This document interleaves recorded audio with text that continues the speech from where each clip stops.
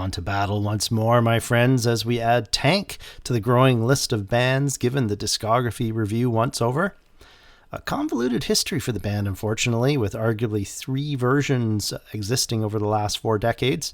This review, however, will focus solely on the original version of Tank, whose treads rolled over the masses between 1982 and 2002 in a 6-album run that deserves this critical review.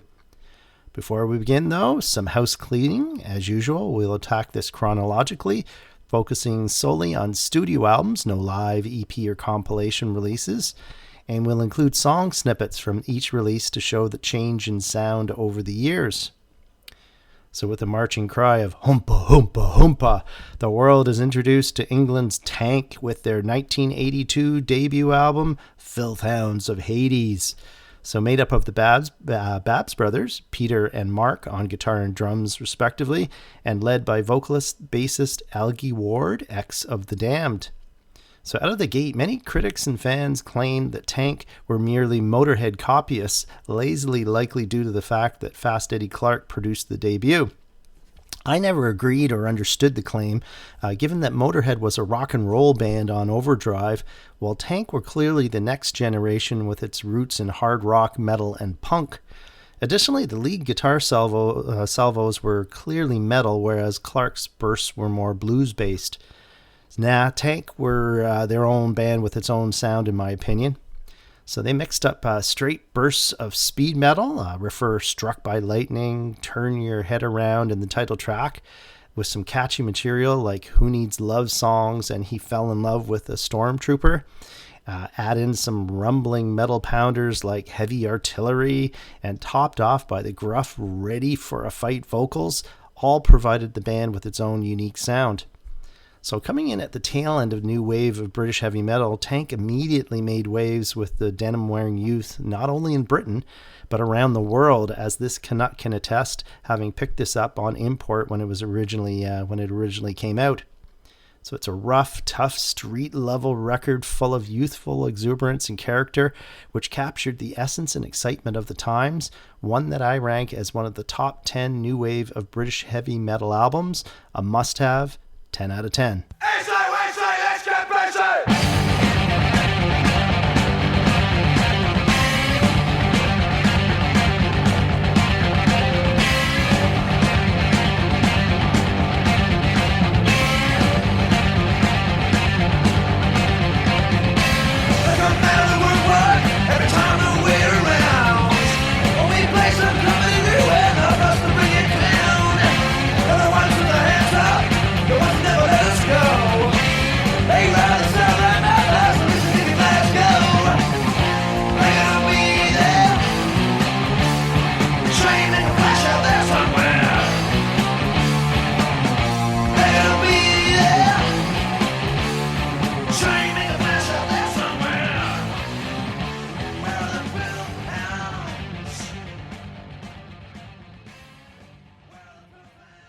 The Tankerous Ones were back at it a mere 7 months later with second album Power of the Hunter, making it 2 releases issued in 1982. The good old days.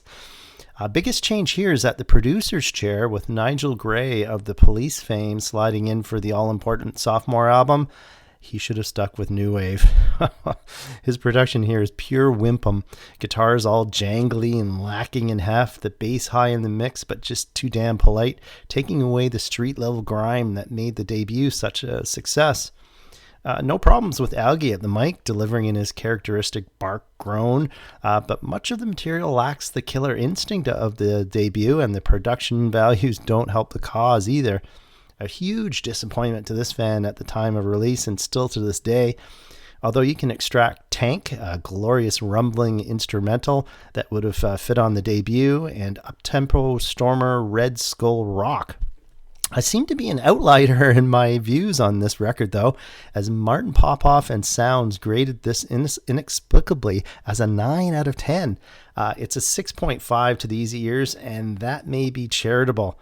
This tank was sent into battle without ammo and with insufficient air cover, making it dead on arrival to ears attuned to harder fare.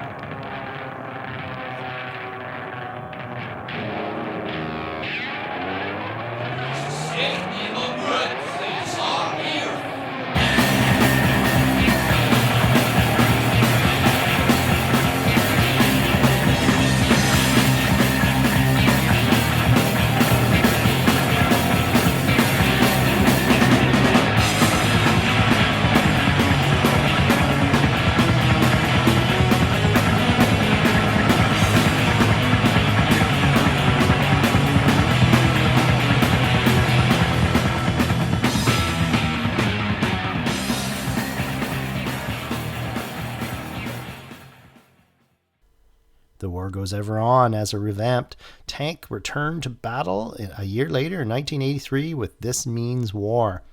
Armor plating has been upgraded, thankfully. The John Verity production job bringing the guitars back up front where they belong.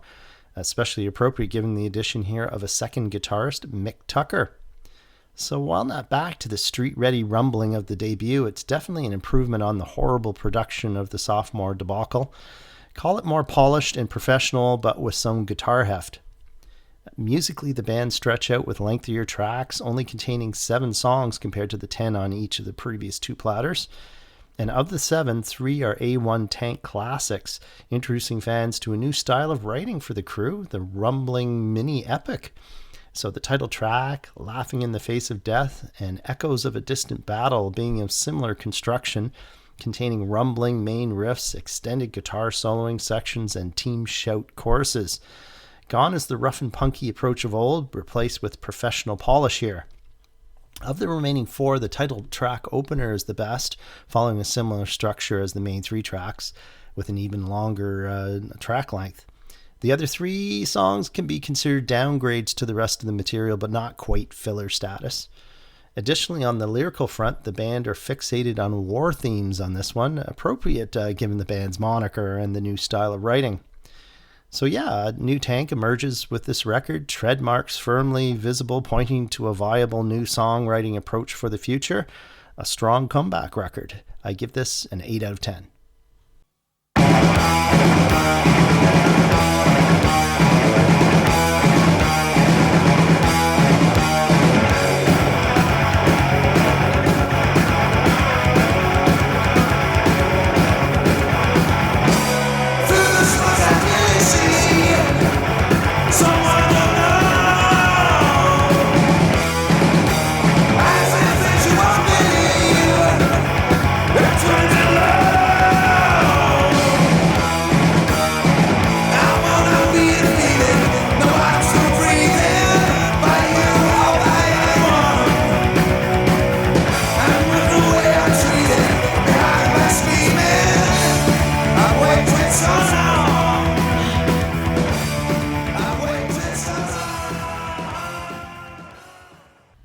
Later in 1984, Honor and Blood is issued.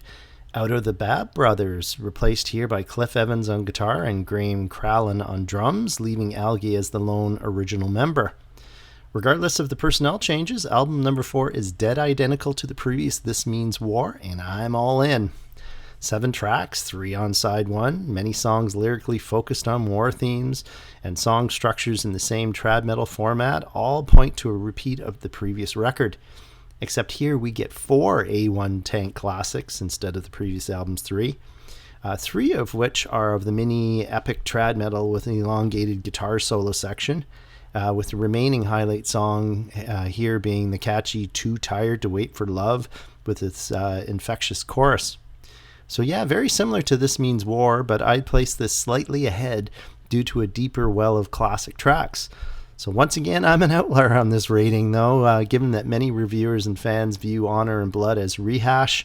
They're wrong, and I'm right. This warrants an 8.5.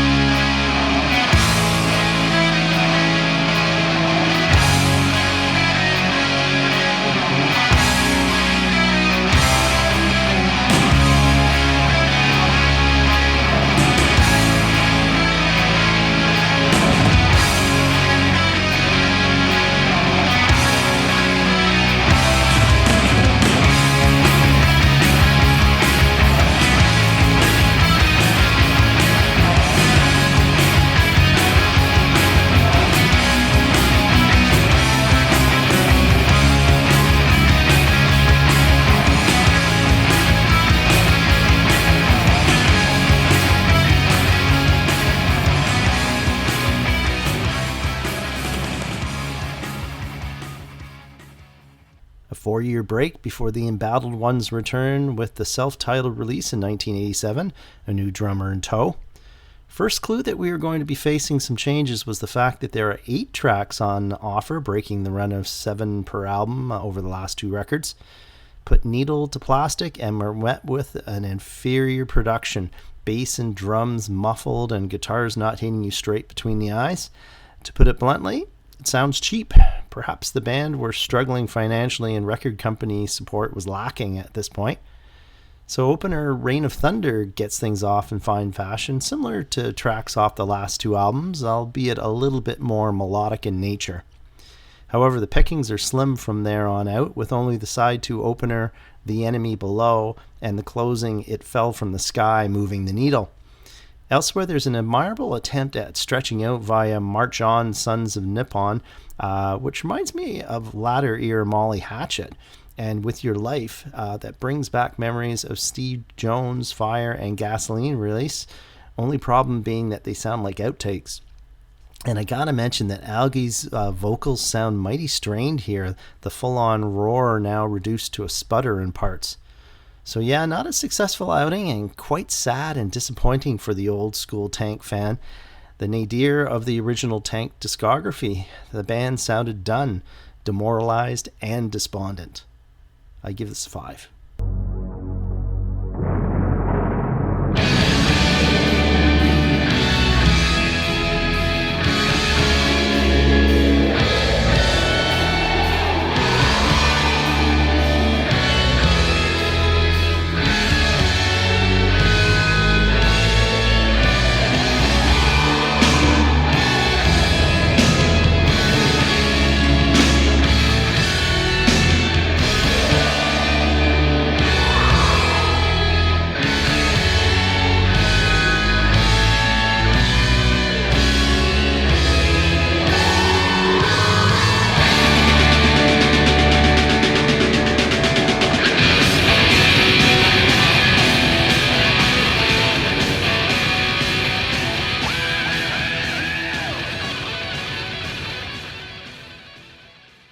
The band creaked on for a couple of years on the live front before disbanding in 1989.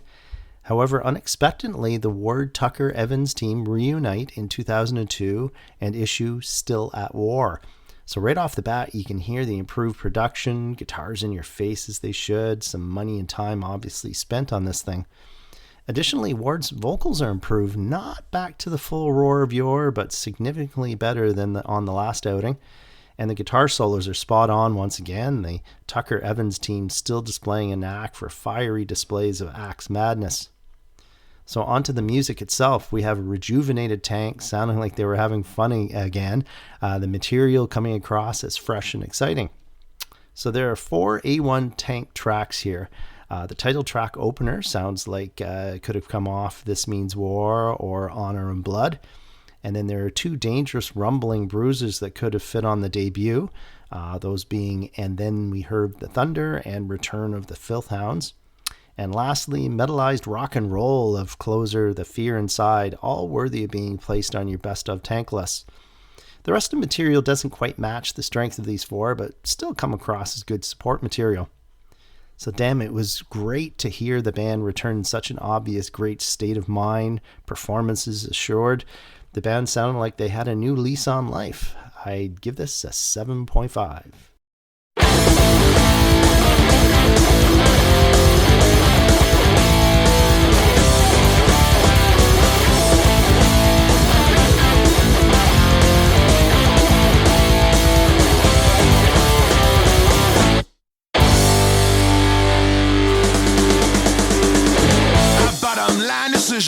You're in the field of vision. A cut means an incision somewhere, but not in your division. I lie, a politician. You get what you are given. So there's nothing to see here. A life without religion, a crash without collision, a laugh without derision. Nowhere. A sense of style is driven. 4 miles are never ridden.